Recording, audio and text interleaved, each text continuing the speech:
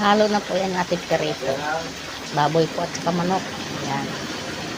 Lagyan po natin siya ng crispy fry. Okay. Maulang Pasko po sa lahat.